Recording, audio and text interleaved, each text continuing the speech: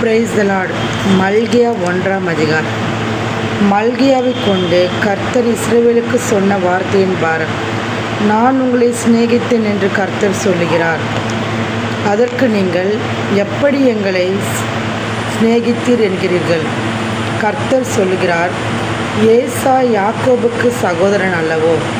ஆகிலும் யாக்கோபை நான் சிநேகித்தேன், ஏசாவையோ நான் விட்டேன். அவனுடைய மலைகளை பாலும் அவனுடைய சுதந்திரத்தை வனாந்திரத்தில் உள்ள வரு சர்ப்பங்களின் தாவுமாக்கினேன். ஏதோமியர் நாம் எளிமைப்பட்டோம், ஆனாலும் பாலானவர்களை திரும்ப கட்டுவோம் என்று சொல்கிறார்கள். அதற்கு கர்த்தர், அவர்கள் கட்டுவார்கள். அவர்கள் கட்டுவார்கள், நான் இடிப்பேன். அவர்கள் துன்மார்க்கத்தின் எல்லை என்றும் கர்த்தர் என்றைக்கும் சினம் வைக்கிற ஜனம் என்றும் சொல்லப்படுவார்கள் என்கிறார். இதை உங்கள் கண்கள் காணும்.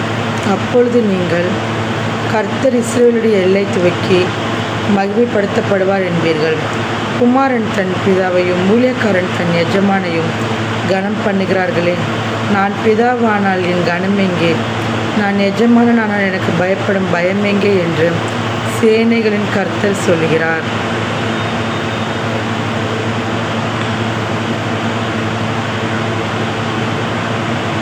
என்று சேனைகளின் கர்த்தர் தமது நாமத்தை அசட்டை பண்ணுகிற ஆசாரியர்களாகிய உங்களை கேட்கிறார். அதற்கு நீங்கள், உமது நாமத்தை எதனாலே அசட்டை பண்ணோம் என்கிறீர்கள்? என் பீடத்தின் மேல் அசுத்தமான அப்பத்தை படைக்கிறதுனாலேயே.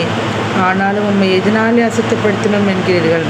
கர்த்தருடைய பந்தி எண்ணமற்று போயிற்று என்று நீங்கள் சொல்லுகிறதில்லைனாலே.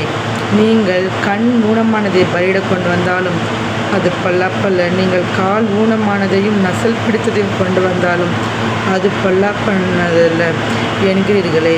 அதை நீ உன் அதிபதிக்கு செலுத்து, அவன் உன்மேல் பிரியமாயிருப்பானோ, உன் முகத்தை பார்ப்பானோ என்று சேனைகளின் கர்த்தர் கேட்கிறார்.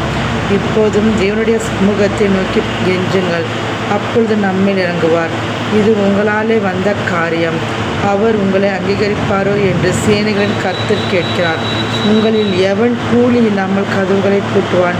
என் பலிப்பிடத்தின் மேல் அக்கினியை கூலி இல்லாமல் கொளுத்தவும் மாட்டீர்கள். உங்கள் பேரில் எனக்கு பிரியமில்லை என்று சேனைகளின் கர்த்தர் சொல்லுகிறார்.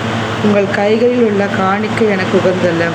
சூரியன் உதிக்கும் திசை தொடங்கி அஸ்தமிக்கிற திசை வரைக்கும் என் நாமம் ஜாதிகளுக்குள்ளே மகத்துவமாய் இருக்கும். எல்லா இடங்களிலும் என் நாமத்துக்கு தூபமும் சுத்தமான